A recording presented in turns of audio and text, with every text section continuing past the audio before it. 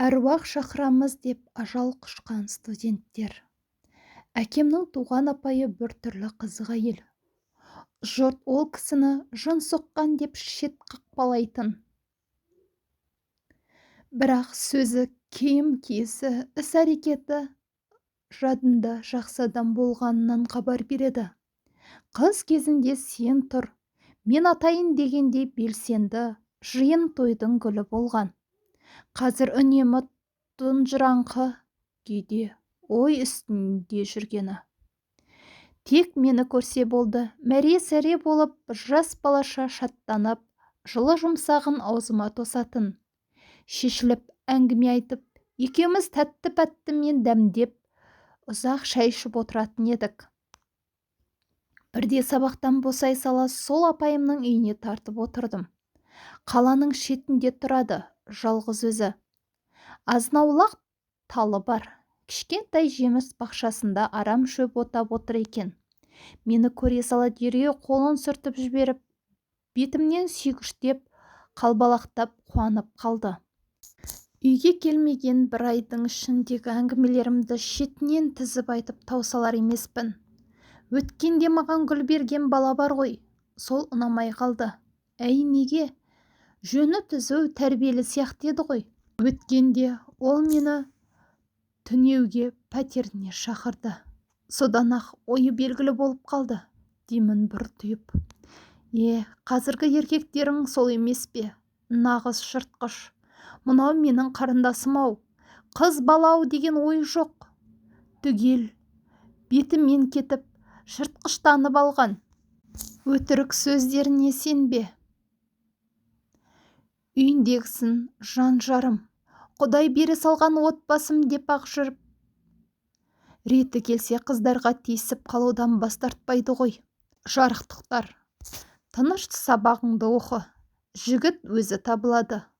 Солай деші, онда керегі жоқ, деп әлгі жігіттің қылығына көңілі түсіп қалды.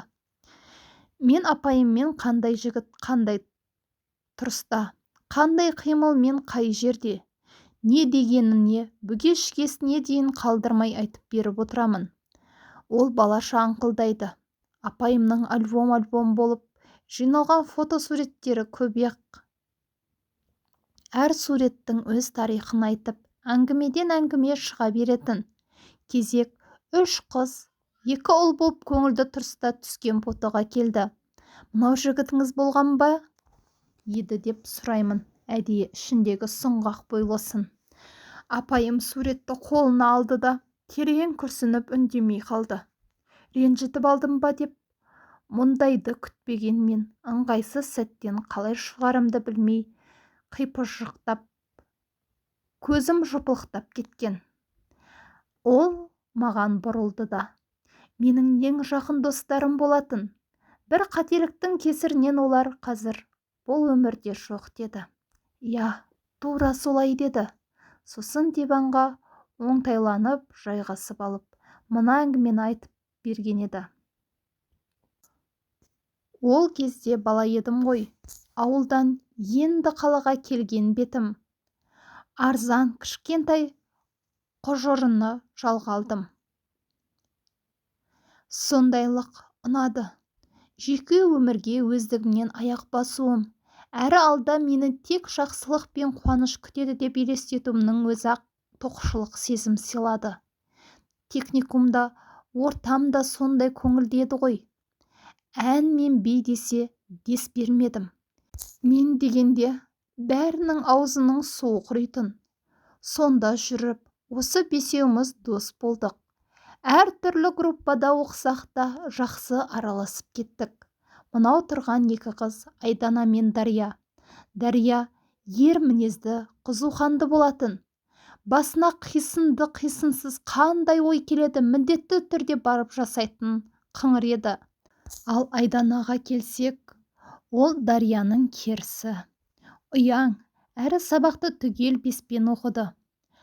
Ал мынау екеу ағалы інілі жүрсін мен қуандық. Байғұстардың әке-шешесі жоқ, детдомның балалары ғой. Сонда да бір көңілдеріне алмайтын еді өздері. Осының бәрін бастаған Дария болды. Бір күні сабаққа екі өкпесін қолына алып жүгіріп жетті. Ентігіп тұрып, оның танысы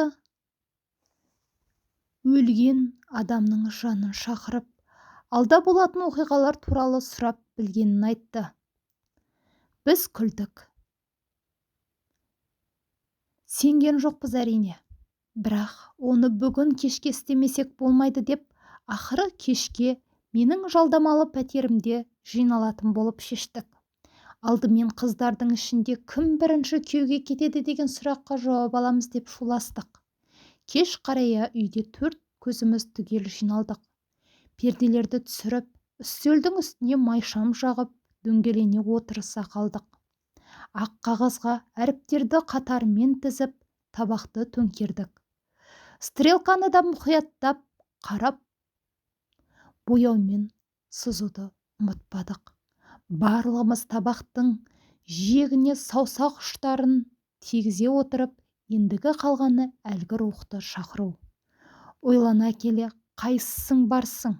Сол аруақ келе бер деп, жамрасқан қорымызбен бөлме ішін кернеді. Отырғанымызға 20 минуттан асып кетті. Енді шыны керек, жалға бастағандаймыз.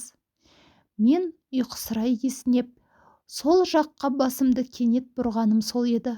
Бұрышта тұрған буалдыр қара елесті көріп аузым ашылған күйі қаттым. Елес үнсіз, қозғалыссыз бұлдырайды. Ер адамның бейнесіне келетін сияқты. Жүрегім аузыма тығылды дегенді сезініп, көрген адам айтады, әсте. Ішімдегі қорқыныш тереңге тастап жібергендей мелшиіп қатып қалғам. Балалар менің мелшиіп қалғанымды көріп, барлығы сол бұрышқа көз тастасты. Әл есімде Айдананың көгерген қалпы, ернін қалай жымқыра тістегені, шыңғыруға шамасы жетпегендей. Сол сәттегі минуттар ғасырға созылғандай, қанша отырғанымыз есімде жоқ. Тыныштықты бұзған сол дәрия болды. Қаңғырған рух, біздің сұрақтарымызға кәне жауап бер. Атың кім сенің? Үнсіз тұрған қап-қара елес қозғала қоймады. Ортадағы табамызға да. Әй, жауап бер деймін. Сен не үшін шақырдық мұнда? Деп Дария кенет дүрсе қоя берді. Ол маған өзіне ұқсамай кеткендей көрінді. Қуандық ақырын жеңінен тарта сыбырлады. Дария, жындысың ба? Аруақтармен бұлай қатты сөйлесуге болмайды ғой. Есің дұрыс па? Отыр деп жатты. Ол неге үндемейді енді? Мүсін сияқты қатып тұрғаны несі деп айқайлаған Дария орнынан тұра ұмтылды. Ол өзін батыр көрсеткісі келді. Әлде өзінің ішкі әлемінде бір құбылыс болды ма? Маған беймәлім.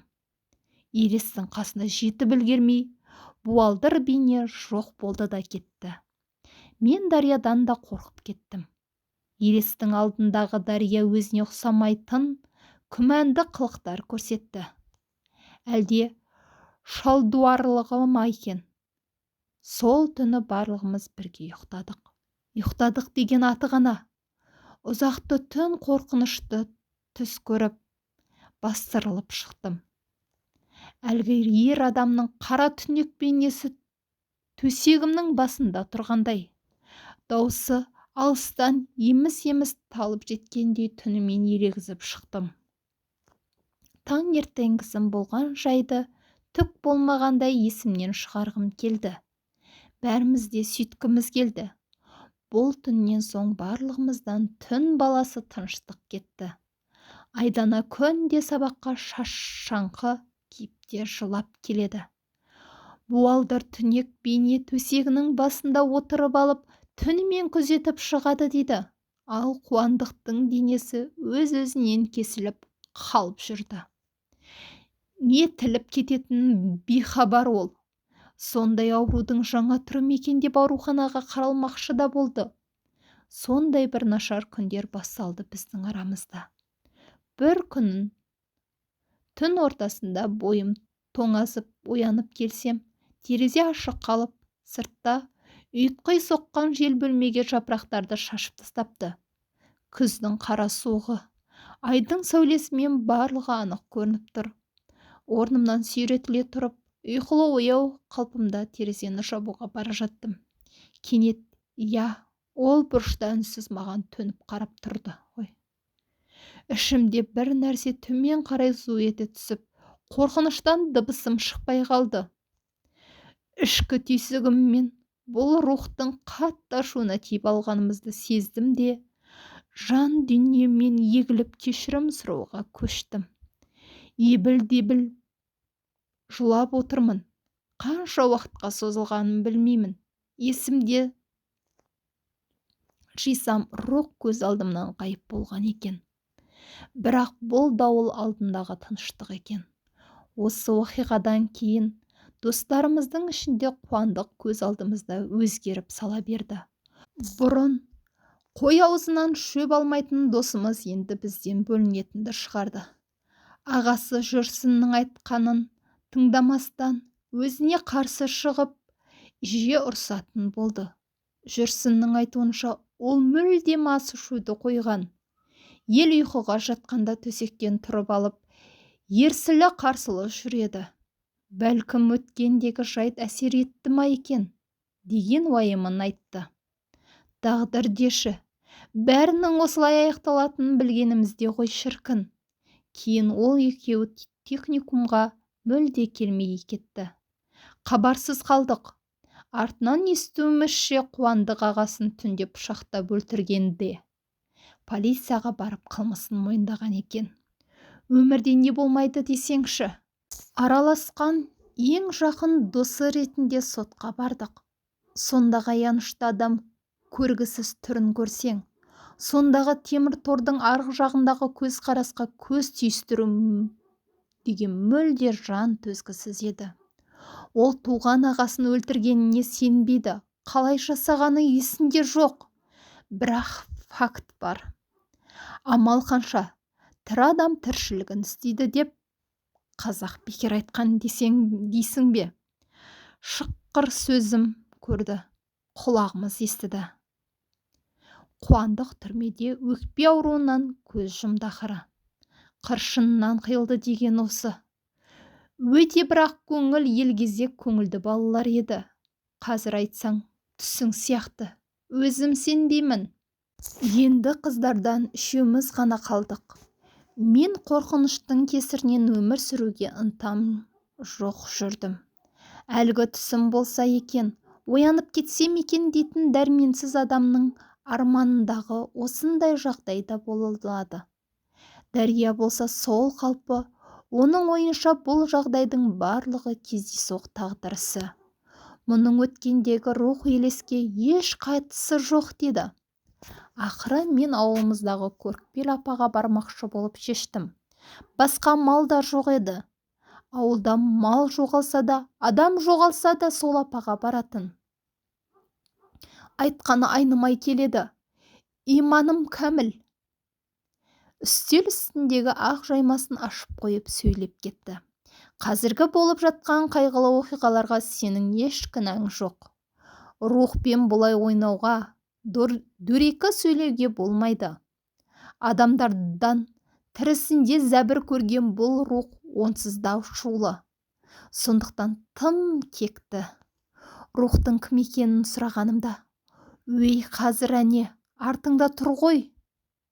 Жарығым, тек сен одан қорықпа, тиіспейді саған. Өзің кешірім сұраған екенсің. Әрі сені жебейтін атаңның аруағы мен періштең мықты көрінеді. Тек мына рух сенің ол үйден кеткеніңді қалайды. Тірі кезіңде бұл адам сенің үйіңнің 10 метр жеріндегі көрші үйде тұрған екен. Бір түнде қастандықпен үйін өртеп жіберген. Сол үйде шыжғырылып отбасымен жанып кеткен. Артынан ешкім іздеп бір дұға қайырмаған. Соған ызалы. Сендер келесіңдер де тірісінде көрген азабы аздай ойыншық қыласыңдар. Енді сол маңай түгел сол рухтың мекені. Көпке қалма, жинал да көше ғой қалқам деді. Мұны естігенде әл дәрменім құрып, дүниеден жырақ басқа әлемде жүргендей қорықтым. Сөйтсе де әбден титықтатқан істің соңымен құтылар жолы болғанына іштей қуандым десе де қорқынышым сейілген жоқ еді. Қызым, тылсымдықтың сырын білмесеңдер сыртынан жүріп недерің бар еді. Қазір ғана сенің жақын құрбың өртенген үйдің ішінде жанып кетті. Анау еркек шора қыз кешікпестен Құран бағыштап кешірім сұрасын. Әйтпесе одан да кегін алмай қоймайды деп есіктен қоштасып шығып бара жатқанда құлағыма сыбырлап айтып үлгерді апам. Жан дәрменім қалмай қаладан шарқ ұрып іздеп Дарияны таптым да болған жайдың мәнісін түсіндірдім. Ол өзімді мазақтап күлсе бола ма? Мұның бәрі ертегі ғой, көрікпелі несі? Алжыған кемпір ғой айдаладағы. Ей, сенде бір. Әрине, мен қайғырып отырмын. Бірақ өзің ойлап қарашы, қуандық пен жүрсінді айтпай-ақ қояйық. Айдананың үйі өзі бұрыннан ескі ғой. Су тиген соң тоқ құрылғылары өздігінен жанып кеткен. Мен кешірім сұрай салар едім. Бірақ сене алмаймын ғой. Сенің көңілің үшін ақ кешірім сұрауға тырыстым. Бірақ ештеңе шықпады. Түсінші деп өлердегі сөзін айтты. Тылсымға сенбейтін адамдар соқыр сеніммен ада болады ғой. Қайткен күнде де ғылымдағыдай анық болып, барлық дүниені көзіне бажырайтып көрсету керек. Қайтерімді білмегенмен тырнағымды тістеледім. Бұдан соң екеуміз хабарсыз кеттік. Бұрынғы жалдамалы пәтерден кеткенмен тыныштықтың ең үлкен бақыт екенін түйсіндім. Тыныштық. Тек жан тыныштығын қаладым да, бір сәт мына дүниеден жырақтап, бәрін ұмытуға тырыстым. Өзімді алдап, тек қуанышты мерекелік шараларды жиі болып көңілімді түсірмеуге тырыстым. Апта өтпей жатып Дария қоңырау шалды. Бәріне кінәлі сенсің, кет деп айқайлап жылап тұр. Әуелде таң қалғам. Кейін неге мені кінәлағанын әлі күнге түсінуге ақылым жетпеді. Ақыры ауылдағы абыз апаның айтқаны дәл келді. Ай өтпей Дария есінен ауысты. Мамасының айтуынша түні бойы тыныштық болмаған. Әлде бір ер адамның бейнесіндегі елес құлағына сыбырлап, басын күзетіп отырып алып жүрген. Ал бірде таңертең сабаққа оятуға келсе, төсекте шашы жұлынып, денесі тырналған, жансыз күйде үстінен түскен. Зерттеуде анықталғандай жүрегі тоқтап қалған екен. Иманды болғыр-ай, кешірім сұрай салса, осы күнде аман отырар ма еді? Енді міне, қалғаны өзіңе аян. Өстіп, ес ауысқан деген атаққа қалып жалғыз қалдым. Алайда, бұрынғы ескі үйге анда-санда Құран бағыштап қайтамын. Қазір ол жер өзгерген. Құрылыс жүріп жатыр. Жаңа үйлер бой көтерген. Мүмкін рух та тыншыған болар. Кім білсін. Жас едік. Көп нәрсенің байыбын ұға бермейтін ақымақ едік. Құрметті оқырман, каналыма тіркеліп, әңгімем ұнаған болса лайк басып, комментарийде жылы лебіздеріңізді қалдырыңыздар. Бұл мен үшін аса маңызды. Алдын ала рахмет.